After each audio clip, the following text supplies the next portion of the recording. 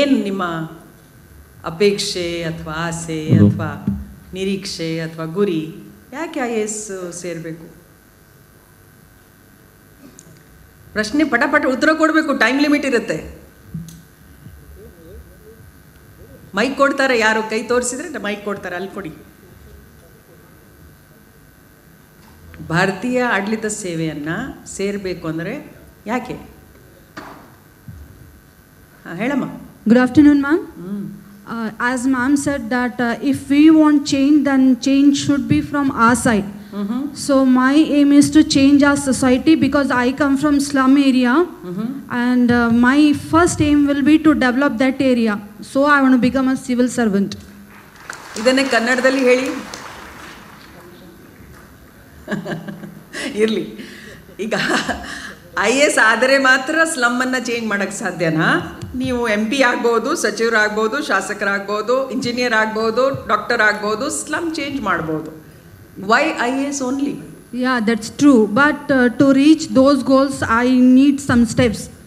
So first I have to climb on a first one, and then I can reach to the upper one. So IAS is the first step. For myself, it's a first one, beginning stage. Okay, what's your name? Surina Taj. Okay, let's give her a big hand. Slum ಅನ್ನು ಅವರು ಬದಲಾಯಿಸಬೇಕು ಅಂತ ಅವರು ಹೇಳ್ತಾರೆ. ಅಲ್ಲಿಂದ ಅವ್ರು ನೋಡಿದ್ದಾರೆ, ಅವ್ರ ಕಷ್ಟ ಸುಖ ನೋಡಿದ್ದಾರೆ. ಭಾಳ ಸಂತೋಷದ ವಿಷಯ. Anybody else wants to say? Yeah, ಅಲ್ಲಿ ಮೈಕ್ ಕೊಡಿ, ಇಲ್ಲಾದ್ರೆ ಯಾರ ಹತ್ರ ಮೈಕ್ ಇದೆ ಮಾತಾಡಿ. ಹಾಂ, ಮಾತಾಡಿ. ನೋಡಿ, ಮಕ್ಕಳು ಮಾತ್ರ ಮಾತಾಡ್ತಾ ಇದ್ದಾರೆ. ನಮಸ್ತೆ ಮ್ಯಾಮ್, ನನ್ನ ಹೆಸರು ಶಿಲ್ಪಾ ಅತ್ತರ್ಗ ಅಂತ. ನಾನು ಈ ಒಂದು IAS ಎಕ್ಸಾಮನ್ನು ಏಕೆ ಬರಿಬೇಕಂತಂದರೆ, ನನ್ನ ತಂದೆ ಮತ್ತು ತಾಯಿಯ ಒಂದು ಕನಸಿದೆ ಮ್ಯಾಮ್. ನನ್ನ ಮಗಳು ಒಂದು ಹುದ್ದೆಯಲ್ಲಿದ್ದು ಈ ಜನಸಾಮಾನ್ಯರ ಸೇವೆ ಮಾಡಬೇಕು ಅಂತ ತುಂಬ ದೊಡ್ಡ ಕನಸಿದೆ. ಆ ಕನಸನ್ನು ನೆರವೇರಿಸಬೇಕು. ಮೊದಲು ನನ್ನ ತಂದೆ ತಾಯಿ ಕನಸನ್ನು ಈಡೇರಿಸಬೇಕು, ಆಮೇಲೆ ಸಮಾಜದ ಒಂದು ಏಳಿಗೆಯನ್ನು ಸೃಷ್ಟಿ ಮಾಡಬೇಕು ಅಂತ ನನ್ನ ಆಸೆ ಇದೆ ಮ್ಯಾಮ್. Very nice. ನಿಮ್ಮ ಅವ್ರ ತಂದೆ ತಾಯಿ ಕನಸು, ನಿಮ್ಮ ಕನಸು ಇದೆಯಾ? ನನ್ನ ಕನಸು ಮೊದಲಿದೆ, ಅದ್ರ ಜೊತೆಗೆ ನನ್ನ ತಂದೆ ತಾಯಿ. ಯಾವ ವಯಸ್ಸಲ್ಲಿ ಈ ಕನಸು ಬಂತು ನಿಮಗೆ? ನಾನು ವಿಜಯಪುರದಲ್ಲಿ ಸ್ಟಡಿ ಮಾಡಿರೋದು ಮ್ಯಾಮ್. ಒಂದು ಪಾರ್ಟಿಸಿಪೇಷನ್ಗೆ ಎಲ್ಲರೂ ಕಾಂಪಿಟೇಟರ್ ಮಾಡಿದ್ವಿ. ಅಲ್ಲಿ IAS ಮತ್ತು ಎಕ್ಸಾಮಲ್ಲಿ ಬರೆದಿದ್ದು ರೋಹನ್ ಅಂತ ಹೇಳಿ ಸರ್, ಬೆಳಗಾವಿ ಡಿಸ್ಟಿಕ್ಕಿಂದ ಬಂದಿರೋದು. ಆ ಸರ್ ಒಂದು ಸ್ಪೀಚು ನನಗೆ ಇನ್ಸ್ಪಿರೇಷನ್ ಆಗಿ ಕನ್ವರ್ಟ್ ಮಾಡ್ತು. ಚಾಣಕ್ಯ ಸೆಂಟ್ರಲ್ಲಿ ನಾನು ಸ್ಟಡಿ ಮಾಡಿದ್ದೆ, ಅಲ್ಲಿಂದ ನನಗೆ ಇನ್ಸ್ಪಿರೇಷನ್ ಸ್ಟಾರ್ಟ್ ಆಯ್ತು ಮ್ಯಾಮ್. ಅದಕ್ಕೋಸ್ಕರ ನಾನು IAS ಆಗಬೇಕು ಅಂತ ಕನಸಿದೆ. Very nice. ಈಗ ಓಕೆ, ನೀವು ಮಾತಾಡಿ. ಹಾಂ ma'am, especially I am in rural. ಅವರಿಗೆ ಒಂದು ಚೂರು ಚಪಾಲೆ ಕೊಡೋಣ. ಹಾಂ, ಹೇಳಮ್ಮ. ಹಾಂ ma'am, good afternoon ma'am. First of all actually ಇಲ್ಲ, ಎಕ್ಸ್ಪೆಷಲಿ ಮ್ಯಾಮ್ ಮ್ಯಾಕ್ಸಿಮಮ್ ಮೆಂಬರ್ಸ್ ಬಂದಿರೋದು ರೂರಲ್ ಬ್ಯಾಕ್ಗ್ರೌಂಡಿಂದ ಮ್ಯಾಮ್. ಇನ್ನು ಎಕ್ಸ್ಪೆಷಲಿ ಮ್ಯಾಮ್ ರೂರಲ್ ಸೈಡ್ ಏನು ಮಾಡ್ತಾರೆ, ಇವನ್ ನಮ್ಮ ಸೊಸೈಟಿಲಿ ಮ್ಯಾಮ್ ಹೆಣ್ಣು ಅಂದರೆ ಸೆಕೆಂಡ್ ಜೆಂಡರ್ ಅಂದರೆ ಕೆಳಗಡೆ ಸಪ್ರೆಸ್ಸೇ ಮಾಡ್ತಾರೆ. But after graduation ma'am equal ಆಗಿ ನೋಡ್ತಾರೆ. ಎಸ್ ಮ್ಯಾಮ್, ಎಜುಕೇಷನ್ನ ಕಂಟಿನ್ಯೂ ಮಾಡಿಸಲ್ಲ ma'am, especially rural areas. So ನಾವು ಒಂದು ಎಜುಕೇಷನ್ ತೊಗೊಂಡ್ರೆ ಅದು ನಮ್ಮ ಪಕ್ಕದ ಮನೆಯವರು ನಾವು ಇನ್ಸ್ಪೈರ್ ಆಗ್ತೀವಿ.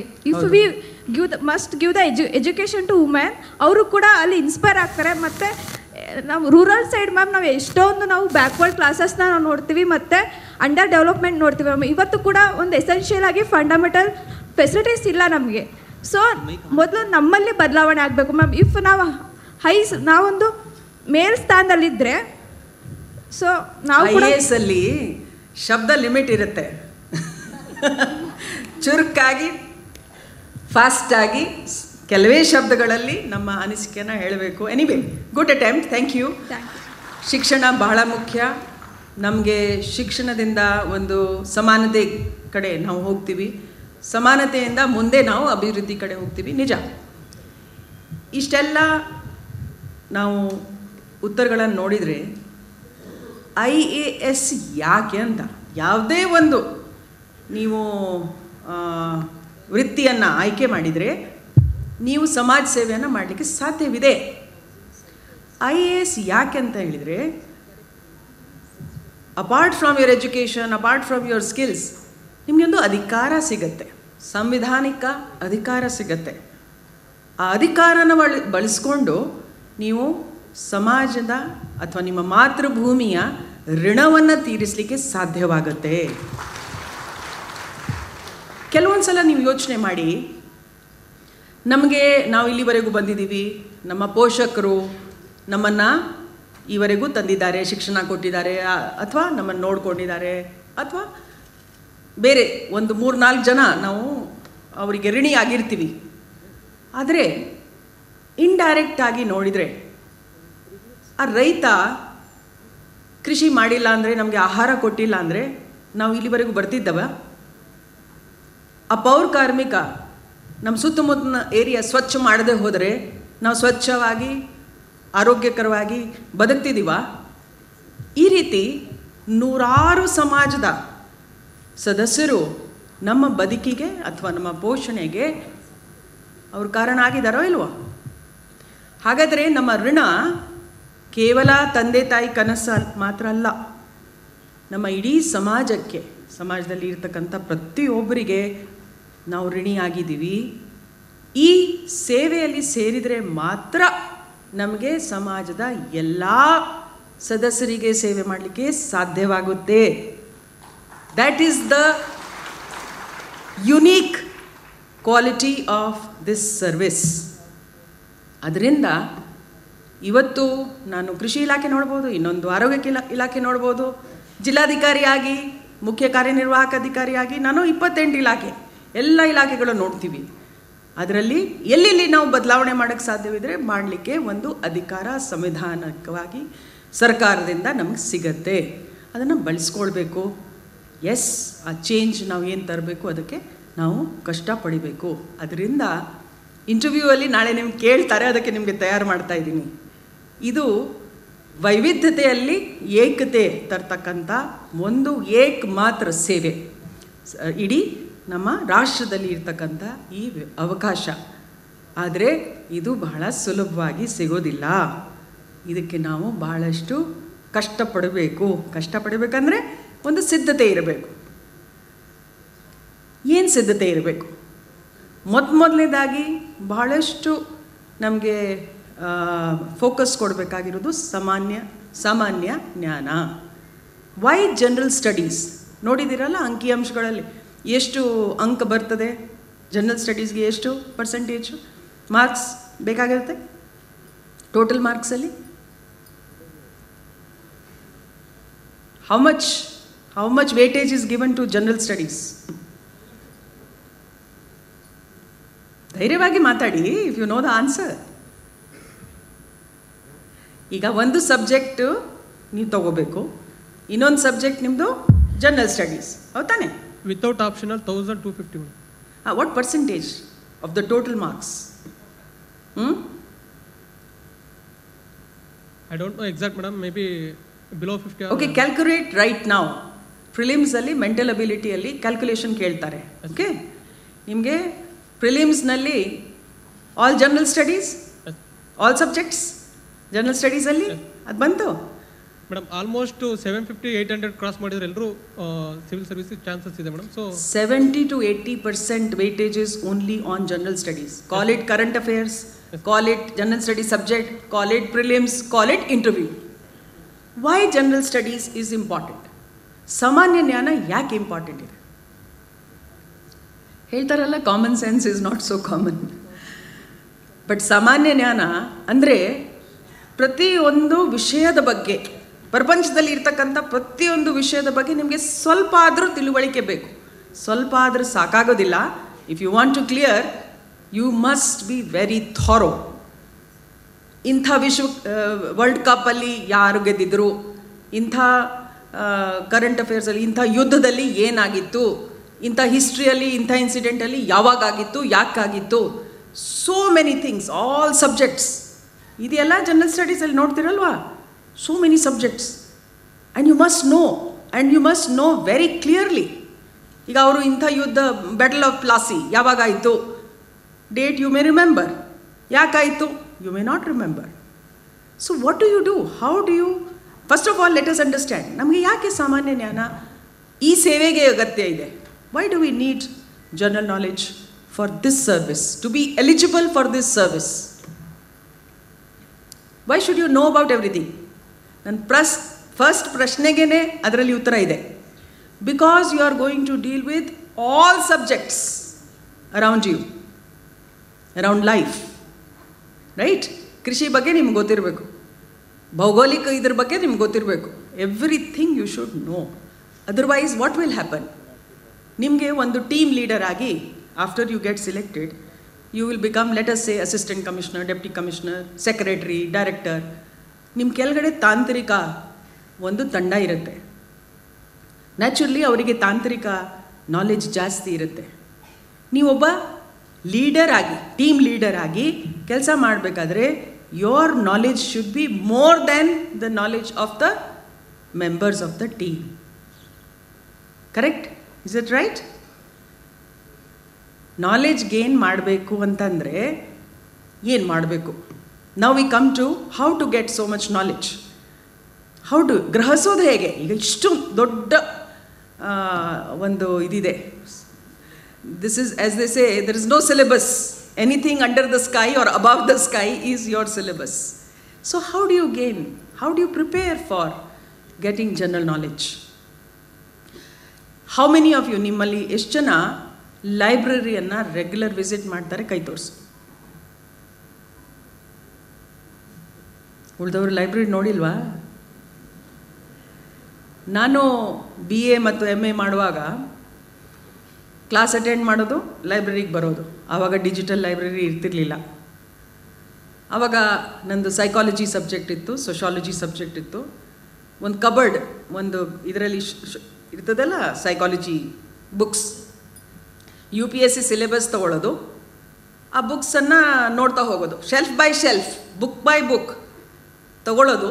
ಆ ಸಬ್ಜೆಕ್ಟಲ್ಲಿ ಯಾವ ಟಾಪಿಕಲ್ಲಿ ಇದೆ ಅದನ್ನು ಓದೋದು, ಅದರಲ್ಲಿ ಪಾಯಿಂಟ್ಸ್ ಬರೆಯೋದು, ನನ್ನ ಡೈರಿಯಲ್ಲಿ ಪಾಯಿಂಟ್ಸ್ ಬರೆಯೋದು. See, the books are the same, right? But each one of you is different. ಪ್ರತಿಯೊಬ್ಬರು ನೀವು ಯುನೀಕ್ ಆಗಿದ್ದೀರಿ. ನಿಮ್ಮ ಆನ್ಸರ್ ಕೂಡ ಯುನೀಕ್ ಆಗಿರ್ತದೆ. ಯುನೀಕ್ ಆಗಬೇಕಾದ್ರೆ ಟೆಕ್ಸ್ಟಲ್ಲಿ ಏನು ಬರೆದಿದ್ದಾರೆ ಅದನ್ನು ಆ್ಯಸ್ ಇಟ್ ಈಸ್ ಅದನ್ನು ಬಾಯ್ಪಾಠ ಮಾಡಿ ಹಾಕೋದು will not make you gain marks. What will give you marks is ನಿಮ್ಮ ಇಂಟರ್ಪ್ರಿಟೇಷನ್, ನೀವು ಏನು ಅರ್ಥ ಮಾಡ್ಕೊಂಡಿದ್ದೀರಿ ಅದರ ಬಗ್ಗೆ ನಿಮ್ಮ ಎಕ್ಸ್ಪ್ರೆಷನ್, ನೀವು ಹೆಂಗೆ ಅದನ್ನು ಎಕ್ಸ್ಪ್ರೆಸ್ ಮಾಡ್ತೀರಿ, ಅದು ಮುಖ್ಯ. So same thing can be answered in 100 different ways. ಯಾರು ಬೆಸ್ಟ್ ಎಕ್ಸ್ಪ್ರೆಸ್ ಮಾಡ್ತಾರೋ ಅವರು ಹೆಚ್ಚಿನ ಮಾರ್ಕ್ಸನ್ನು ತಗೊಳ್ತಾರೆ. They will be in the merit list. So your unique thing will depend on what? ನಿಮ್ಮ ಥಿಂಕಿಂಗ್. ಕರೆಕ್ಟ್? ಬಹಳಷ್ಟು ಜನ ನಾವು ಪುಸ್ತಕವನ್ನು ಓದ್ತೀವಿ, ಅದನ್ನು ಆ್ಯಸ್ ಇಟ್ ಈಸ್ ಆಯಿತು, these are facts are some truth are some knowledge, ಹಾಗೆ ಇಟ್ಕೊಳ್ತೀವಿ. What makes you different is how to apply this knowledge to my real world. ಒಬ್ಬರು ಹೇಳಿದ್ರಲ್ಲ, ಸ್ಲಮ್ಮಲ್ಲಿ ನನ್ನ ಸ್ಲಮ್ ಬದಲಾವಣೆ ತರಬೇಕು ಅಂತ ಹೇಳಿ.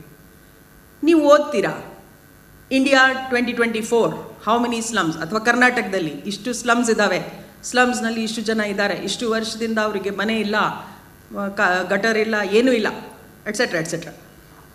This is fact. What can be done to improve the slum situation ಅಂತ ಹೇಳಿ ನೀವು ಸಕ್ಸಸ್ ಸ್ಟೋರಿ ಓದಬೇಕು. ಅದಕ್ಕೆ ಕರೆಂಟ್ ಅಫೇರ್ಸ್ ಓದಬೇಕು. ಯಾವುದೋ ಒಂದು ರಾಜ್ಯದಲ್ಲಿ, ರಾಷ್ಟ್ರದಲ್ಲಿ ಇಂಥ ಸ್ಲಮ್ಮನ್ನು ಒಂದು NGO ಅಥವಾ ಒಂದು ಸರ್ಕಾರದ ಸಂಸ್ಥೆ ಅದನ್ನು ಬದಲಾವಣೆ ತಂದಿದೆ, ಹೇಗೆ ತಂದಿದೆ, ಅದಕ್ಕೆ ಏನಾಗಬೇಕಾಗಿತ್ತು, ಜನರ ಮೈಂಡ್ಸೆಟ್ ಏನು ಚೇಂಜ್ ಮಾಡಬೇಕಾಗಿತ್ತು, ಎಷ್ಟು ಬಜೆಟ್ ಬೇಕಾಗಿತ್ತು, ಯಾವ ಟೆಕ್ನಾಲಜಿ ಬೇಕಾಗಿತ್ತು.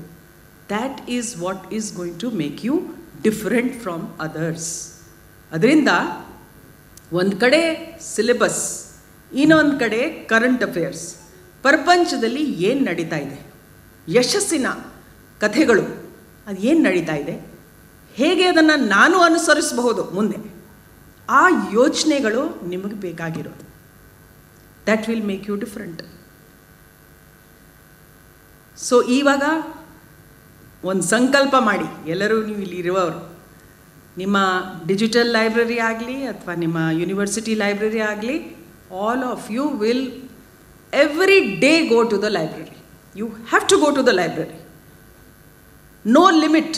ಇಷ್ಟೇ ಬುಕ್ಸನ್ನು ಓದಿದರೆ ನಾನು ಪಾರಾಗ್ತೀನಿ. No, it will not happen like that.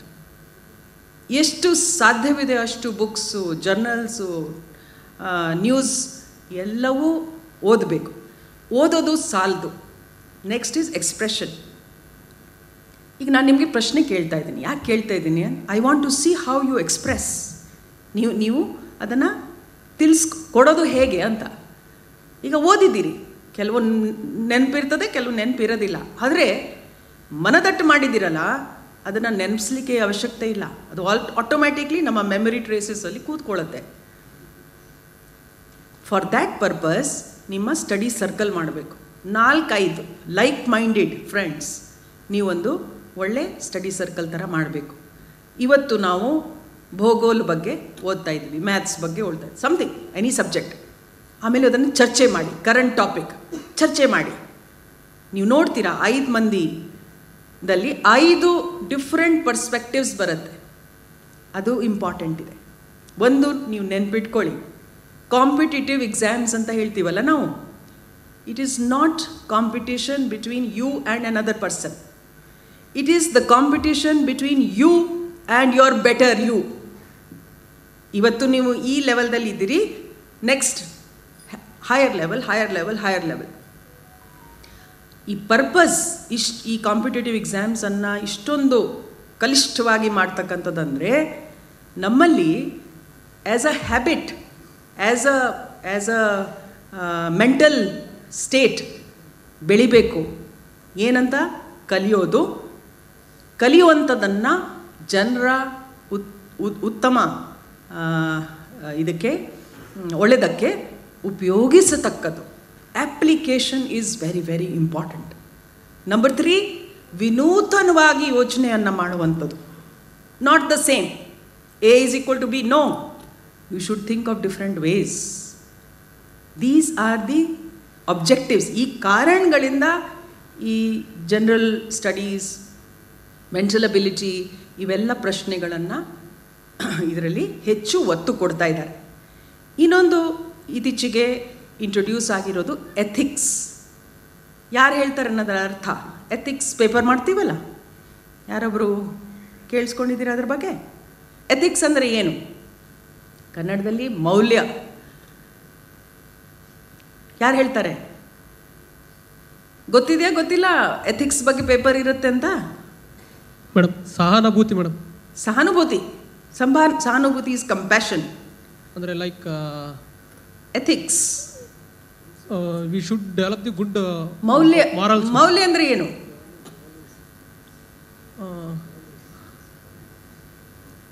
V should maintain the times madam. ಅಂದರೆ ಪರ್ಟಿಕ್ಯುಲರ್ ಮಾರಲ್ಸ್ನ ಡೆವಲಪ್ ಮಾಡ್ಕೊಳ್ತಾ ಹೋಗೋದು ಮೇಡಮ್, ಕ್ಯಾರೆಕ್ಟರ್ ಡೆವಲಪ್ ಮಾಡೋಕ್ಕೋಸ್ಕರ. Okay, thank you. ಮೌಲ್ಯಗಳಂದರೆ ಈಗ ನಮ್ಮ ಪರಂಪರೆಯಿಂದ ಬಂದಿರೋದು. What is right, what is wrong, ನಮಗೆ ಕ್ಲಾರಿಟಿ ಇರಬೇಕು. ನಾನೀಗ ಬಿಗಿನಿಂಗಲ್ಲಿ ನಮಸ್ಕಾರ ಮಾಡಿದ್ದೀನಿ. How many people know the meaning of namaskara? ನಮ್ಮ ಪರಂಪರೆ ತಾನೇ. ನೀವು ನಾರ್ತ್ ಈಸ್ಟಲ್ಲಿ ಹೋದರೂ ನಮಸ್ಕಾರ ಮಾಡ್ತಾರೆ, ಇದೇ ಥರ ಕೈ ಜೋಡಿಸಿ ಮಾಡ್ತಾರೆ. ಯುನೈಟೆಡ್ ನೇಷನ್ಸಲ್ಲಿ ನಮಸ್ಕಾರ ಬಗ್ಗೆ ಅವರು ವಿವರಿಸಿದರು ಇಡೀ ಪ್ರಪಂಚಕ್ಕೆ. ನೋಡಿ, ಇದು ಭಾರತದ ಪರಂಪರೆ. ಏನಂತ ಗೊತ್ತಾ? ಯಾರಿಗೆ ಗೊತ್ತಾ? ನಮಸ್ಕಾರನ ಯಾಕೆ ಮಾಡ್ತೀವಿ? ಯಾಕೆ ಈ ಪರಂಪರೆ? ಅದರಲ್ಲಿ ಏನು? ಇದರ ಹಿಂದೆ ಮೌಲ್ಯ ಏನು? ನಮಸ್ಕಾರ ಮಾಡುವಾಗ ನನ್ನ ತಲೆ ಬಗ್ಗೆ ಹೋಗ್ತದೆ ಇಲ್ವೋ? ಆಟೋಮ್ಯಾಟಿಕ್. ಅರ್ಥ ಏನು? ನಾನು ನನ್ನ ಎದುರು ಇದ್ದವರಿಗೆ ರೆಸ್ಪೆಕ್ಟ್ ಕೊಡ್ತಾ ಇದ್ದೀನಿ. ನನ್ನಲ್ಲಿ ಹ್ಯುಮಿಲಿಟಿ, ನಾನು ಹಂಬಲ್ ಆಗಿರ್ತೀನಿ. ಅಂದರೆ ದೇವರು ನನಗೆ ಏನೋ ಕೊಟ್ಟರು ಕೂಡ ನಾನು ಹಂಬಲ್ ಆಗಿರ್ತೀನಿ. ಅದಕ್ಕೆ ಗ್ರ್ಯಾಟಿಟ್ಯೂಡ್ ಇಟ್ಕೊಂಡು ಇನ್ನೊಬ್ಬರ ವ್ಯಾಲ್ಯೂಸ್, ಇನ್ನೊಬ್ಬರ ಒಂದು ಅಸ್ತಿತ್ವಕ್ಕೆ ಕೂಡ ನಾನು ಅಷ್ಟೇ ಬೆಲೆ ಕೊಡ್ತೀನಿ. ದ್ಯಾಟ್ ಈಸ್ ಅವರ್ ಪರಂಪರೆ. ಈ ಲ್ಯಾಂಪ್ ಲೈಟ್ ಮಾಡಿದ್ದೀವಿ, ಸ್ವಲ್ಪ ಬಿಸಿ ನೀರು. ಅಸತೋ ಮಾ ಸದ್ಗಮ್ಯ. ಅಸತೋ ಕೆಟ್ಟ ಕಡೆ ನಾನು ಹೋಗಬಾರ್ದು, ಸದ ಕಡೆ ಹೋಗ್ಬೇಕು ನಾನು. ಇದು ನಮ್ಮ ಪರಂಪರೆ. We all know. ಇವತ್ತು ಏನೋ ನೀವು ಕೆಲಸ ಮಾಡೋಕ್ಕೆ ಹೋದರೆ, suppose you violate traffic rule. ಅದು ರೈಟ್ ಆರ್ ರಾಂಗ್ ನಿಮ್ಗೆ ಗೊತ್ತಿರ್ತದೆ ಇಲ್ವಾ? ಗೊತ್ತಿರ್ತದೆ ಇಲ್ವಾ? ಬಹುಶಃ ಪಾಠ ಮಾಡದಿದ್ರೂ ಕೂಡ ನಿಮ್ಗೆ ಗೊತ್ತಿರ್ತದೆ. ಈ ಎಥಿಕ್ಸ್ ಬಗ್ಗೆ ನೇರವಾಗಿ ಅವ್ರು ನಿಮ್ಗೆ ಕೇಳಲ್ಲ. ನೋಡಪ್ಪ, ಬ್ರೈಬ್ ತಗೊಳ್ಳೋದು, ಲಾಂಛ ತಗೊಳ್ಳೋದು ಸರಿನಾ ತಪ್ಪು ಅಂತ ಕೇಳಲ್ಲ. ಎಲ್ರಿಗೂ ಗೊತ್ತದು ತಪ್ಪು, ಹೌದಲ್ಲ? ಆದರೆ ಅವರೊಂದು ಸ್ಟೋರಿ ಕೊಡ್ತಾರೆ, ಒಂದು ಇಂಡೈರೆಕ್ಟ್ ಆಗಿ ಪ್ರಶ್ನೆಗಳನ್ನು ಕೇಳ್ತಾರೆ. ಅವ್ರು ಏನು ವಿಚಾರಿಸ್ತಾರಂದರೆ, ನಿಮ್ಮ ಮೌಲ್ಯಗಳು ಸರಿ ಇದೆಯಾ ಇಲ್ವಾ? ನಾನು ಫಸ್ಟ್ ಪ್ರಶ್ನೆ ಕೇಳಿರೋದು, ಯಾಕೆ IAS ಅನ್ನು ಸೇರ್ತಾ ಇದ್ದೀರಂದರೆ, ಭಾಳ ಮಂದಿ ಹೇಳ್ತಾರೆ ನಮಗೆ ಒಂದು ಒಳ್ಳೆ ಗಾಡಿ ಬೇಕು, ಒಳ್ಳೆ ಸ್ಥಾನಮಾನ ಬೇಕು, ಒಳ್ಳೆ ಸ್ಟೇಟಸ್ ಬೇಕು, ಎಟ್ಸೆಟ್ರಾ ಎಟ್ಸೆಟ್ರಾ. ಮತ್ತು ದುಡ್ಡು ಮಾಡ್ತೀನಿ, ಭಾಳ ಮಂದಿ ಅದಕ್ಕೆ ಹೇಳ್ತಾರೆ, ನಾನು ದುಡ್ಡು ಮಾಡ್ತೀನಿ, ಅಧಿಕಾರವನ್ನು ದುರುಪಯೋಗ ಮಾಡಿ ದುಡ್ಡು ಮಾಡ್ತೀನಿ ಅಂತಲೂ ಭಾಳ ಮಂದಿ ಹೇಳ್ತಾರೆ. ಫೇಲ್ ಆಗ್ತಾರೆ ಅವರು. ನಮ್ಮ ಮೌಲ್ಯಗಳು ಕರೆಕ್ಟ್ ಇರಬೇಕು. ಮೌಲ್ಯಗಳು ಕರೆಕ್ಟ್ ಇರಬೇಕಾದ್ರೆ ನಮ್ಮ ಮಾನಸಿಕತೆ, ನಮ್ಮ ಲಕ್ಷ್ಯ ಸರಿ ಇರಬೇಕಲ್ಲ. ನಾನು ಅದಕ್ಕೆ ಫಸ್ಟ್ ಕ್ವೆಶ್ಚನ್ ಹೇಳಿ, why are you joining this service? Why do you want to join the service? ನಿಮಗಾಗಿ ಅಥವಾ ಸಮಾಜಕ್ಕಾಗಿ? Be very clear. As a psychology student ನಾನು ನಿಮ್ಗೆ ಹೇಳ್ತಾ ಇದ್ದೀನಿ, ನಿಮಗೆ ಪ್ರಶ್ನೆಗಳಲ್ಲಿ ನಿಮ್ಗೆ ಗೊತ್ತಾಗಲ್ಲ, ಆದರೆ ನಿಮ್ಮ ಟ್ರೂ ಕ್ಯಾರೆಕ್ಟರ್ ಗೊತ್ತಾಗತ್ತೆ, ಅಲ್ಲಿ ಟೆಸ್ಟ್ ಮಾಡೋರಿಗೆ ಗೊತ್ತಾಗತ್ತೆ. Idea is not to encourage people with wrong motives, wrong objectives to join the service. Why? ಸಂವಿಧಾನ ಈ ಅಧಿಕಾರ ನಮಗೆ ಕೊಡುತ್ತೆ ಸಮಾಜಕ್ಕೆ ಉಪಯೋಗ ಆಗಲಿ ಅಂತ ಹೇಳಿ. ನಮಗೆ ಯಾಕೆ 35 ವರ್ಷ ಅಥವಾ ನಾವು ರಿಟೈರ್ ಆಗೋವರೆಗೂ ನಮಗೆ ಒಂದು ಸ್ಟೆಬಿಲಿಟಿ ಕೊಡ್ತಾರೆ, ಸಿಕ್ಯೂರಿಟಿ ಕೊಡ್ತಾರೆ. ಯಾಕೆ? ನಮಗೆ ಸ್ಯಾಲ್ರಿ ಕೊಡ್ತಾರೆ, ನಮಗೆ ಬೇಕಾದ ಎಲ್ಲ ಸವಲತ್ತುಗಳು ಕೊಡ್ತಾರೆ. ಯಾಕೆ? ಯಾಕೆಂದರೆ ನನಗೆ ಬೇರೆ ಆಕಾಂಕ್ಷೆಗಳು ಇರಬಾರ್ದು. ನನ್ನ ಬೇಸಿಕ್ ನೀಡ್ಸ್ ಏನಿದೆ ಅದು ಸ್ಯಾಟಿಸ್ಫೈ ಆದರೆ ನಾನು ನನ್ನ ಲಕ್ಷ್ಯ ಜನರ ಕಡೆ ಕೊಡಬೇಕು, ನನ್ನ ಕಡೆ ಅಲ್ಲ, ನನ್ನ ಫ್ಯಾಮಿಲಿ ಕಡೆ ಅಲ್ಲ. That is the purpose. Need limited ಇರುತ್ತೆ. ಬೇಸಿಕ್ ನೀಡ್, ಊಟ ಸಿಗಬೇಕು, ಬಟ್ಟೆ ಸಿಗಬೇಕು, ಒಂದು ಮನೆ ಇರಬೇಕು, ದೀಸ್ ಆರ್ ಬೇಸಿಕ್ ನೀಡ್ಸ್. ಆದರೆ ಗ್ರೀಡ್ ಅದಕ್ಕೆ ಲಿಮಿಟ್ ಇಲ್ಲ. So those of you who have greed in mind, ಈ ಅಧಿಕಾರ ಬಂದು ಏನೇನೋ ನಾನು ಪಡ್ಕೊಳ್ತೀನಿ ಅಂತ ಹೇಳಿ ದಯವಿಟ್ಟು ಬೇರೆ ಲಕ್ಷ್ಯವನ್ನು ಹುಡುಕೊಳ್ಳಿ ಅಂತ ನನ್ನ ವಿನಂತಿ. ಕೈ ಜೋಡಿಸಿ. ನೀಡಿದರೆ ಸೀಮಿತವಾಗಿ ನೀಡನ್ನು ಇಟ್ಕೊಂಡ್ರೆ ಅದು ನಿಮ್ಮ ಕ್ಯಾರೆಕ್ಟರಲ್ಲಿ ಗೊತ್ತಾಗತ್ತೆ. ಈ 3 ಹಂತದ ಏನಿದೆಯಲ್ಲ ಪರೀಕ್ಷೆ, ಫಸ್ಟ್ ಪ್ರಿಲಿಮ್ಸ್ ನಿಮ್ಮ ಬೇಸಿಕ್ ನಾಲೆಡ್ಜ್, ನೆಕ್ಸ್ಟ್ ಮೇನ್ಸ್ ನಿಮ್ಮ ಎಕ್ಸ್ಪ್ರೆಷನ್, ನೀವು ಹೇಗೆ ನಿಮ್ಮ ನಾಲೆಜನ್ನು ಅಪ್ಲೈ ಮಾಡ್ತೀರಿ ಅದು, ಮೂರನೇದು ನಿಮ್ಮ ವ್ಯಕ್ತಿತ್ವ. ದಿಸ್ ಇಸ್ ವ್ಯಕ್ತಿತ್ವ ಈಸ್ ಇಂಪಾರ್ಟೆಂಟ್. ಹೇಗೆ ಬರುತ್ತೆ ವ್ಯಕ್ತಿತ್ವ? ಎಲ್ಲರೂ ಕೇಳಿಸ್ಕೊಂಡಿದ್ದೀರಿ, ಥಾಟ್ಸ್ ಲೀಡ್ ಟು ಯೋಚನೆಗಳಿಂದ ಏನು ಬರುತ್ತೆ, ನೆಕ್ಸ್ಟ್ ಹ್ಯಾಬಿಟ್ ಆಗಿಬಿಡುತ್ತೆ, ಹ್ಯಾಬಿಟಿಂದ ಮುಂದೆ ನಮಗೆ ಕ್ಯಾರೆಕ್ಟರ್ ಬಂದ್ಬಿಡುತ್ತೆ, ಅಂದರೆ ನಮ್ಮ ವ್ಯಕ್ತಿತ್ವ ಡೆವಲಪ್ ಆಗುತ್ತೆ. ಓವರ್ ನೈಟ್ ಚೇಂಜ್ ಮಾಡೋಕ್ಕಾಗಲ್ಲ. ಇಫ್ ಯು ಥಿಂಕ್ ದ್ಯಾಟ್ ಈ 6 ತಿಂಗಳು, 1 ವರ್ಷ, 2 ವರ್ಷ ಈ IAS ಬಾಬಾ ಟ್ರೈನಿಂಗ್, ಈ ಟ್ರೈನಿಂಗ್, ಆ ಟ್ರೈನಿಂಗ್ ಪಡ್ಕೊಂಡ್ರೆ ನಂದು ಪಾರಾಗೋಗುತ್ತೆ. No, character does not come overnight, short term ಅಲ್ಲ. ಇದು ನಮ್ಮ ಬೆಳೀತಕ್ಕಂಥ ನಮ್ಮ ಏನಿದೆಯಲ್ಲ ಆ ಹೋಲ್ ಪ್ರೋಸೆಸ್ಸಲ್ಲಿ ಕ್ಯಾರೆಕ್ಟರ್ ಬಿಲ್ಡ್ ಆಗುತ್ತೆ. ಅದು ಕಾಣಿಸುತ್ತೆ. ನಿಮಗೆ ಗೊತ್ತಾಗದಿದ್ರು ಕೂಡ ಎದುರು ಕಡೆ ಇದ್ದವರಿಗೆ ನಿಮ್ಮ ಕ್ಯಾರೆಕ್ಟರ್ ಬಗ್ಗೆ ಗೊತ್ತಾಗತ್ತೆ. ನೀವು ಹೆಂಗೆ ಮಾತಾಡ್ತೀರಾ, ನೀವು ಹೆಂಗೆ ಯೋಚನೆ ಮಾಡ್ತೀರಾ, ನಿಮ್ಮದು ನೀವೇನು ಕ್ರಮ ತಗೊಳ್ತೀರಾ, ಅದ್ರ ಕ್ಯಾರೆಕ್ಟರ್ ಗೊತ್ತಾಗತ್ತೆ. ಸೊ ಕ್ಯಾರೆಕ್ಟರ್ ಬಿಲ್ಡಿಂಗ್ ಹೇಗೆ ಮಾಡಬೇಕು, ವ್ಯಕ್ತಿತ್ವ ವಿಕಾಸ ಹೇಗೆ ಮಾಡಬೇಕು, as a psychologist I will give you few tips. Number 1, ಯೋಚನೆಗಳು. ಯಾವತ್ತೂ ನನ್ನ ಯೋಚನೆಗಳು ಸಕಾರಾತ್ಮಕ ಇರಬೇಕು, ನಕಾರಾತ್ಮಕ ಇರಬಾರ್ದು. ಈಗ ಇದ್ದವರು 300 ಜನರಲ್ಲಿ ಎಷ್ಟು ಜನ ಒಂದು ಸಲ ಆದ್ರೂ ನಿಮ್ಮ ತಲೆಗೆ ಯೋಚನೆ ಬಂದಿದೆ, ನಾನು ಪಾಸ್ ಆಗದಿದ್ರು ಏನು ಅಂತ ಕೈ ತೋರಿಸಿ. How many of you thought ನಾನು ಪಾಸ್ ಆಗಲಿಲ್ಲ ಅಂದರೆ? This is character to be truthful. Thank you. ನಿಂತ್ಕೊಳ್ಳಿ, ಹೆಸರು ಹೇಳಿ.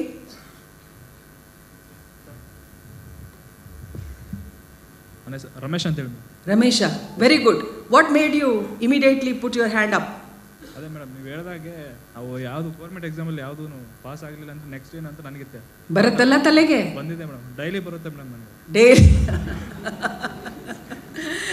ಸೊ ಫಸ್ಟ್ ಸಂಕಲ್ಪ ವ್ಯಕ್ತಿತ್ವ ವಿಕಾಸಕ್ಕೆ ನಕಾರಾತ್ಮಕ ಯೋಚನೆಗಳನ್ನು ಬರ್ಕೊಳ್ಳಿ. I will not allow a negative thought. ಒಂದ್ಸಲ thank you very much for being truthful. Thank you. ಬಹಳಷ್ಟು ಮಂದಿಗೆ ಇರಬೇಕು, ಹೇಳ್ತಾ ಇಲ್ಲ. It's okay, we must compliment. ಯಾರು ಮುಂದೆ ಬಂದಿದ್ದಾರೆ ಟ್ರೂತ್ಫುಲ್ ಆಗಿ ಹೇಳ್ತಾ ಇದ್ದಾರೆ. ನಕಾರಾತ್ಮಕ ಯೋಚನೆ ಇದ್ದರೆ ನಕಾರಾತ್ಮಕ ಫ್ಯೂಚರ್, ಭವಿಷ್ಯ ಬರುತ್ತೆ ಅಂತ ಸೈಕಾಲಜಿಸ್ಟ್ ಹ್ಯಾವ್ ಪ್ರೂವ್ಡ್ ಇಟ್. ಒಂದು ದಿನದಲ್ಲಿ ಎಷ್ಟು ಯೋಚನೆಗಳು ಬರ್ತಾವೆ ನಮಗೆ ಒಂದು ಐಡಿಯಾ ಇದೆಯಾ? ಒಂದು ದಿನದಲ್ಲಿ, ಈಗ ನಾನು ಬಹುಶಃ 15-20 ನಿಮಿಷದಿಂದ ಮಾತಾಡ್ತಾ ಇದ್ದೀನಿ. ಆ 30 ನಿಮಿಷದಲ್ಲಿ ಎಷ್ಟು ಯೋಚನೆಗಳು ಬಂದಿರ್ಬೋದು? ನಾನು ಮಾತಾಡ್ತಾ ಕೇಳಿಸ್ಕೊಳ್ತಾ ನೀವು ಹೇಳಿ. ಯಾರೊಬ್ರು 30 ಯೋಚನೆಗಳು ಬಂದವರು ಯಾರು? ತೋರಿಸಿ ಕೈ. 30 ನಿಮಿಷದಲ್ಲಿ 30 ಯೋಚನೆಗಳು ಬಂದಿರೋದು ಯಾರ ಕೈ ತೋರಿಸಿ. 100 ಯೋಚನೆ ಅವರು. ಓಕೆ, ಸೈಕಾಲಜಿಸ್ಟ್ ಹೇಳ್ತಾಳೆ 65,000 ಯೋಚನೆಗಳು ಬರ್ತಾವೆ ನಮಗೆ 24 ಗಂಟೆಯಲ್ಲಿ. 65,000 ಯೋಚನೆಗಳು. ಎಷ್ಟು ನಿಮಿಷ ಇರ್ತದೆ 24 ಗಂಟೆಯಲ್ಲಿ? ಮೀನ್ಸ್ 1 ನಿಮಿಷದಲ್ಲಿ ಮ್ಯಾಕ್ಸಿಮಮ್ ಯೋಚನೆಗಳು. ಒಬ್ಬರು ಆಫ್ರಿಕಾ ಹೋಗಿ ಬಂದಿರಬೇಕು, ಒಬ್ಬರು ಅಮೇರಿಕಾ ಹೋಗಿ ಬಂದಿರಬೇಕು ಅಲ್ವಾ? ಹೌದಾ? ಯಾರ್ಯಾರು ಅಮೇರಿಕಾ ಹೋಗಿ ಬಂದರು? UPSC ಹೋಗಿ ಎಷ್ಟು ಜನ ಬಂದರು? ಈ ಯೋಚನೆಗಳು ಬರೋದು ಸ್ವಾಭಾವಿಕ. ಇದು ನಮ್ಮ ಮೈಂಡ್ ಈ ಥರ ಇದು ಸ್ಟ್ರಕ್ಚರ್ ಇದೆ, ನೋ ಪ್ರಾಬ್ಲಮ್. ಆದರೆ ಆ ಯೋಚನೆಗಳನ್ನು ನಾವು ಸಕಾರಾತ್ಮಕವಾಗಿ ಅದನ್ನು ಚಾನಲೈಸ್ ಮಾಡೋದು, ಅದನ್ನು ಹಿಡ್ಕೊಳ್ಳೋದು, ನಮ್ಮ ಲಕ್ಷ್ಯಕ್ಕೆ ತಕ್ಕಂತೆ, ಅದು ನಮಗೆ ಇರೋದು ಸವಾಲು. ಅದು ಕೃಷ್ಣನನ್ನು ಇದು ನೋಡಿದಿರಲ್ಲ, 7 ಕುದುರೆ ಹಿಡ್ಕೊಂಡು ನಿಮ್ಮ ಡೈರೆಕ್ಷನ್ ಗೊತ್ತಾಗಬೇಕಲ್ಲ. ಈಗ 1 ಕುದುರೆ ಇಲ್ಲಿ ಹೋಗ್ತಾ ಇದೆ, 1 ಕುದುರೆ ಇಲ್ಲಿ ಹೋಗ್ತಾ ಇದೆ, ಮತ್ತು ನಿಮ್ಮ ಲಕ್ಷ್ಯ ಎಲ್ಲಿ ನಿಮ್ಗೆ ಗೊತ್ತಿರಬೇಕಲ್ಲ. ದ್ಯಾಟ್ ಈಸ್ ಮೈ ಲಕ್ಷ್ಯ. ಲಕ್ಷ್ಯಕ್ಕೆ ತಕ್ಕಂತೆ ಸಕಾರಾತ್ಮಕ ಯೋಚನೆಗಳನ್ನು ನಾವು ಮಾಡತಕ್ಕದ್ದು. ನೆಗೆಟಿವ್ ಯೋಚನೆಗಳು ಬಂದ ಕೂಡಲೇ ಆಚೆ ಬಿಸಾಡಬೇಕು. No, I don't want. ಹೋಗಿಲ್ಲ ಅಂದರೆ ಒಂದು ಪೇಪರಲ್ಲಿ ಬರೆದುಬಿಡಿ, ನಾನು ಫೇಲ್ ಆದರೆ ಏನು ಅಂತ ಬರ್ಕೊಳ್ಳಿ. ಬರೆದ್ಬಿಟ್ಟು ಬೆಂಕಿ ಹಾಕಿ, ಹೋಗುತ್ತೆ. ಇನ್ನೊಂದು ಸಲ ಬರೋಂಗಿಲ್ಲ. ಮಾಡ್ಬೋದಲ್ಲ? 2ನೇ ಟಿಪ್ಸ್. ಕನ್ನಡಿ ಇದೆ ಎಲ್ಲರ ಹತ್ರ? ಬೆಳಿಗ್ಗೆ ನೋಡಿ ಬಂದ್ರಿ? ಕನ್ನಡಿಯಲ್ಲಿ ನಿಮ್ಮ ಕಣ್ಣಲ್ಲಿ ಕಣ್ಣು ಹಾಕಿ ಎಷ್ಟು ಜನ ನೋಡ್ತಾರೆ? ನಾನು ಹೇಳಿದ ಅರ್ಥ ಆಗ್ತದೆ? ನಿಮ್ಮ ಕಣ್ಣಲ್ಲಿ ನೋಡಿ ಎಷ್ಟು ಜನ ಅದನ್ನು ಇಟ್ಕೊಳ್ಳೋಕ್ಕೆ ಸಾಧ್ಯ ಆಗುತ್ತೆ. ನಾವು ಒಟ್ಟಾರೆ ನೋಡ್ತೀವಿ, ಸರಿ, ಈಗ ಓಕೆ ಸರಿ ಅಂತ. ಬಟ್ ಕಣ್ಣಲ್ಲಿ ಕಣ್ಣು ಹಾಕೋದು, ಈವನ್ ಪಕ್ಕದವರು, ನೀವೊಂದು ಎಕ್ಸಸೈಸ್ ಮಾಡಿ ನೋಡಿ. Can you look into the eyes of the other person for long? No, you will not. Suddenly ನಿಮಗೆ ಡಿಸ್ಟ್ರಾಕ್ಷನ್ ಬರುತ್ತೆ, ಅಥವಾ ಯೋಚನೆಗಳು ಇನ್ನೊಂದು ಕಡೆ ಹೋಗ್ಬಿಡುತ್ತೆ. Practice this.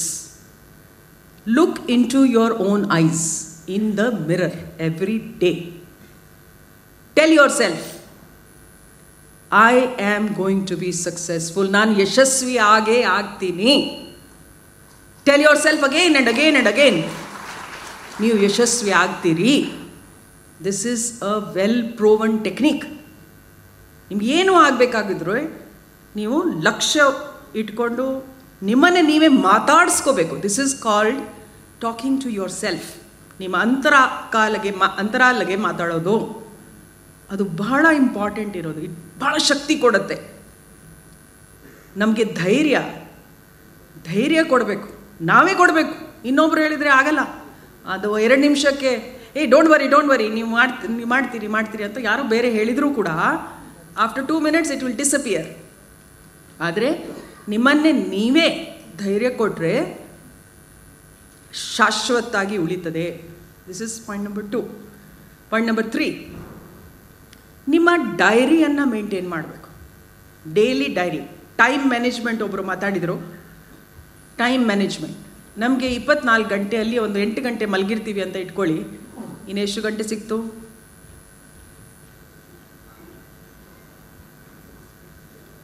16 hours. ಈಗ ಈ 16 hours-ಅನ್ನು ಯಾವತ್ತಾದರೂ ನೀವು ಡೈರಿಯಲ್ಲಿ ಬರ್ಕೊಂಡ್ರಿ, ನಾನು ಎಷ್ಟು ಸಮಯ